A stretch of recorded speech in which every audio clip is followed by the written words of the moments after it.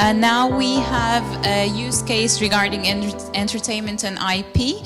We will have Singular DTV, and Singular DTV is a blockchain entertainment studio laying the foundation for a decentralized entertainment industry. For our 7th use case, we would like to welcome Thomas Esme from Singular DTV. Thank you very much.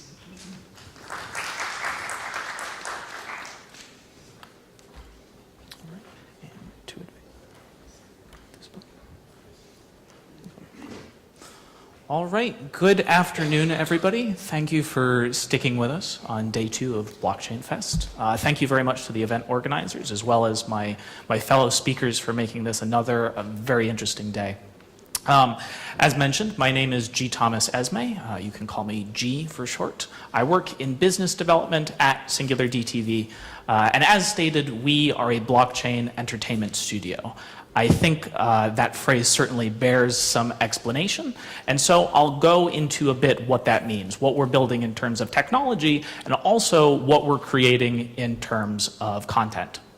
So, Singular DTV's mission is really blockchain in order to build better creative industries. And I'd like to kick things off with a trailer for actually our first feature film, which will be premiering later this year.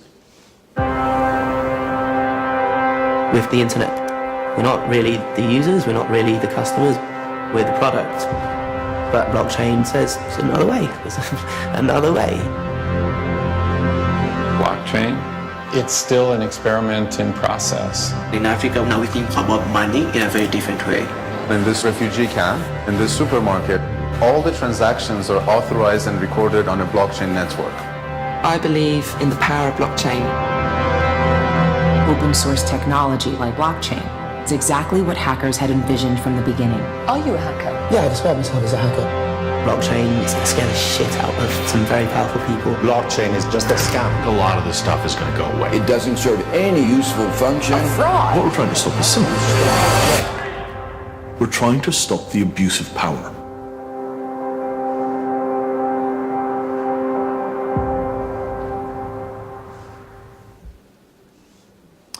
And so that's a look at Trust Machine, or the subtitle is The Story of Blockchain. It's a documentary film which will be premiering on October 26th in New York. It'll premiere a week later in Los Angeles, and we're still rolling out the international release plans. So if anyone would be interested in seeing the film here in Turkey, please come talk to me later, and we'll see if we could arrange for some sort of release here. Trust Machine is really a powerful educational tool for us. It's a chance to educate a broader audience about what blockchain is and what it means outside of a purely fintech use case. We steer the conversation away from purely cryptocurrency and into the interesting and humanitarian ways that blockchain is already being employed globally. The film is directed by Alex Winter, who you may know as both an actor and a filmmaker. As an actor, he's appeared in such films as Bill and Ted's Excellent Adventure. He's the one who's not Keanu Reeves. And then he also is an award-winning documentary filmmaker. He's done a number of great docs in the tech space already, including Downloaded and Deep Web. So we're very much looking forward to the release of Trust Machine later this year. It'll be an opportunity to put some content out there and start trying out the technology that we're building. So back to this issue of who we are as Singular DTV. Blockchain Entertainment Studio, what does that mean? That means that we have 2 distinct but related work streams. We're both building the whole blockchain technological infrastructure in order to make a decentralized peer-to-peer entertainment industry possible, as well as an entertainment studio in a slightly more traditional sense, in that we are also producers of content that we will put through the system in order to demonstrate that the technology we're building can create an entertainment industry that is better, more efficient than the legacy entertainment industry. In this way, we're really committed to empowering content creators to take back control of their intellectual property, to find better ways to monetize it, and simply remove gatekeepers and intermediaries from the equation. In a world where content is increasingly consumed in a digital way, there really isn't this need for intermediaries as they exist in the traditional Hollywood and music space.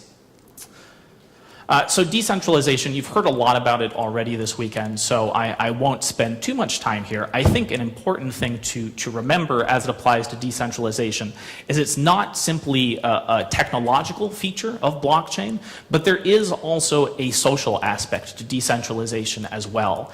It's about these peer-to-peer relationships, putting people back in contact with each other so that they can exchange value directly without the need for trusted third parties. In our case at Singular DTV, this is a lot to do with empowering artists so that they can have relationships directly, exchange value directly with their fans without having to go through the traditional intermediaries who would extract all of the value from that exchange. So I think I'm actually going to skip this trailer just because I know we are running a little bit late today and I don't want us to go over time. But Back from the Dead Red, in brief, it's an animated film that we've just started production on with Engine House, an independent animated studio in the UK. We're excited about this one because going back to that social aspect of decentralization, one of the problems, systemic problems in a centralized entertainment industry such as Hollywood is that typically it's an industry that's run largely by white men, which often leaves women and people of color out of the equation when it comes to creatively expressing themselves. So we're excited to be working on a film like Back from the Dead Red, which is written by a woman, Joanna Benecki, and prominently features our female protagonist, pictured here. It's a film that's actually inspired loosely by historical events. It's about this female pirate avenging her father's death, who then goes on to found one of the first freebooters colonies in what now is present-day Haiti. But so I think this issue of what the problem is in the entertainment industry probably bears some explanation for those who are perhaps not so familiar with the situation. But if we take a look at strictly digital distribution, existing platforms make it very difficult for artists to get paid much of anything, if at all. So if we look at something like iTunes, it's a transactional entertainment portal. What you are doing when you distribute your content through iTunes is you're agreeing to, from day one, 70-30 splits, meaning that Apple is going to take 30% of every dollar that is paid to download your content, and the remaining 70% does not make its way directly to the artist. In the case of a film, there's typically a distributor and a production company who needs to be repaid first. In the case of the music industry, you've got your labels, you've got your publishers who need to be paid and are, again, extracting value, so the artist ends up making pennies on the dollar at the end of the day. iTunes is actually, it's very interesting from a user perspective as well, from a fan perspective, in that content ownership is not possible with iTunes. If you're somebody like myself, you probably don't read those long legal agreements that Apple makes you sign in order to use their service, but what it says that you're actually agreeing to when you purchase a piece of content is you are not purchasing that content, you are purchasing a non-exclusive sublicense from iTunes in order to access that content. And there's a termination date built into that agreement, which varies jurisdiction to jurisdiction. In the United States, though, it's 50 years. So you're buying that movie, but you don't actually own it. What we're able to facilitate with a direct peer-to-peer platform is actually the ability for true digital content ownership, because it can simply be a deal between the artist and the fan directly without the need for cumbersome, complicated sub-licensing agreements in the middle. And so that's that downloading as sub-licensing agreements point. So in addition to transactional portals, what's become increasingly popular is subscription services. These are great for consumers because you're paying a low monthly fee in order to access quite a large volume of content. However, these services are incredibly bad from the artist perspective. If we take a look at a service like Netflix, for example, the way an acquisition deal works for Netflix is they put a number in front of you that you then accept. They're purchasing your film typically for a cheaper amount than a distributor would normally purchase because they have such an incredible number of eyeballs on their platform. And what is included in that purchase agreement is you are signing away all your future rights and royalties on Netflix. So 10 people could watch your film on Netflix, 10 million people could watch your film on Netflix, and it doesn't matter. You're not going to see a penny more than what Netflix has already paid you in order to distribute your film. In addition, Netflix doesn't have to tell you how many people watch your film, which is a problem from the perspective of independent artists. If say, a few thousand people are watching your film in a particular territory, say it's Turkey, that could certainly inform the casting decisions, the location decisions you make for your future films. It's this data that's incredibly valuable because it allows you to build a sustainable career with that direct peer-to-peer relationship with your fans. When you're going through an intermediary distribution platform, you don't have access to this data, and so it becomes very problematic. It becomes virtually impossible even to build this sustainable career with your fans. So smart contracts certainly bear no explanation to an audience like this one. You guys are quite familiar with them already. I think it's an interesting name because smart contracts are not smart, nor do they have any legal precedent just yet. But I think what does bear some explanation is how smart contracts would function in the Singular DTV ecosystem. We see smart contracts as a revolutionary tool for managing value flow. The great thing about smart contracts is they can take what's written in legacy paper agreements and automate all of the accounting associated with that. So typically you're seeing these percentage splits in agreements as written already. We can create tokens, tie them to a smart contract, i.e. all of the revenue associated with a piece of content will be deposited into this smart contract bucket, where it's then distributed pro rata among all of the token holders. This way we can guarantee transparent and auditable value flow, which is something that's has not existed in the entertainment industry before this point, as well as automating the whole process, which is something that's pretty revolutionary as well. Now, if you're an artist and you want to get paid your royalties for a film or an album that you've created, you're typically relying on somebody's accountant to cut you a check 6 months, if you're lucky, a year later, which is an incredibly tedious and in our view, unnecessary process. So it's this tokens and smart contract system that makes all of this possible.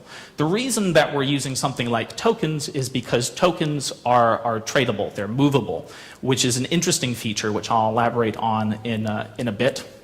But here's sort of a pictogram hieroglyphics form of what I've described, where you have artists creating content.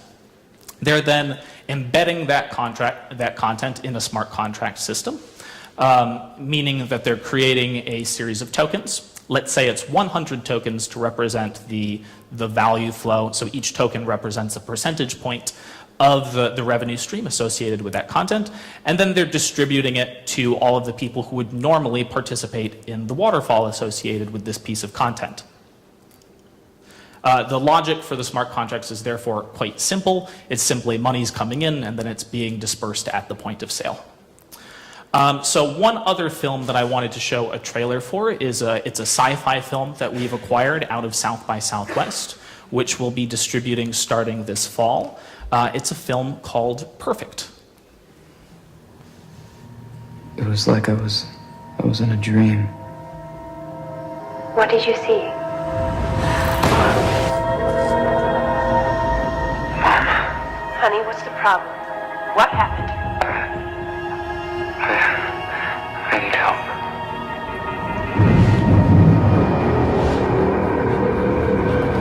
How long will I be there? Well, that depends on you. Go ahead. This is your room. What happens here? We are here to help. Transgenic in vivo microbionic implants. This technology can free you from your base program. You can become something better, more evolved, but you have to act now. Hi. Mom, there's this girl here. You would like her. Be careful, sweetheart. Don't get too close.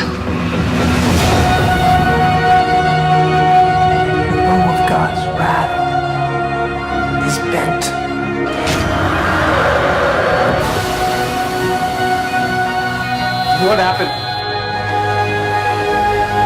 And it is justice that bends them at your birthday. Perhaps we should stop. Please, stay with me. I feel like this is my fault. Like I wasn't there enough. What's wrong with you? You've just been a slave to other people's bad choices.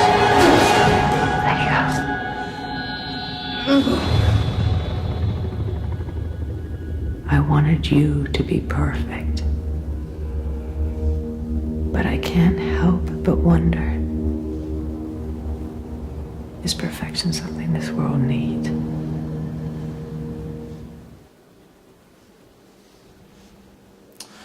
So a genre that we're very interested in is science fiction, because there tends to be a lot of overlap between people who are already fluent in blockchain technology and science fiction. So Perfect is a film that we acquired out of South by because it will appeal to that audience. In addition, though, it's really sort of a perfect film, pun intended, for our platform, because we're working with the type of artists who we believe are most likely to succeed on our platform. So you saw their names mentioned in the trailer there. Eddie Alcazar is directing. He's an independent film director who's been named one of the most exciting new directors to watch out of South by Southwest and Sundance. And then Flying Lotus, a musician with sort of a cult following of his own, is doing the original score and producing. And then Steven Soderbergh has joined as an executive producer. Steven Soderbergh is an excellent example of a filmmaker who would really thrive in a platform like ours. He's somebody who his films are featured across a variety of distribution platforms. You could find something like Sex, Lies, and Videotape on very niche streaming platforms like Filmstruck and the Criterion Collection. You can find his work Unsane on HBO, The Nick on Cinemax, as well as the Ocean's 11 series is probably available on just about every single distribution portal out there. And so I think the unique thing that Soderbergh's career reveals is that artists themselves have sort of a brand loyalty. He, as an artist, has cultivated a following who will go with him regardless of which distribution portal he arrives at, which of course begs the question, why do you need a distribution portal at all? And so this is sort of a good opportunity to talk about the Singular DTV ecosystem. So we're building a whole suite of dApps in order to facilitate this process of decentralizing the entertainment industry. The first of which is Tokit, short for Tokenize It. It is live on the Ethereum mainnet now. You can access it at tokit.io. But Tokit is the rights management and tokenization gateway. It's the easy user interface that artists can head to in order to deploy a token or a smart contract system that will manage the revenue flow associated with their content. It's a good starting point, but it really is very incomplete until we have an easy way for artists to self-distribute their content. And that's the other side of the equation over there. So the working title is Ethervision, but we're referring to it as our digital distribution portal, or DDP for now.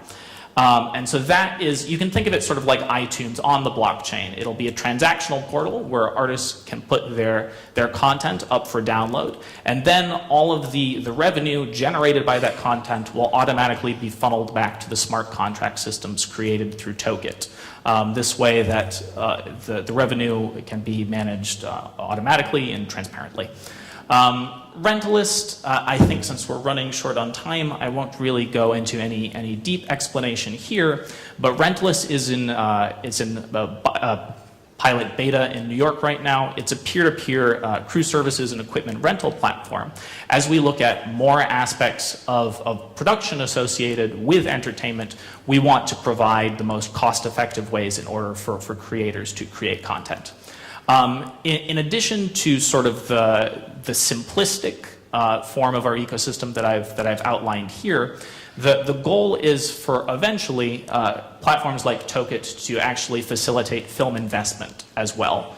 So the reason that we're using tokens rather than simply deploying smart contracts in order to manage the revenue flow is we do want to create an opportunity for artists to tokenize their content and then offer a portion of those tokens, so a percentage of the revenue stream, as a sale to the public.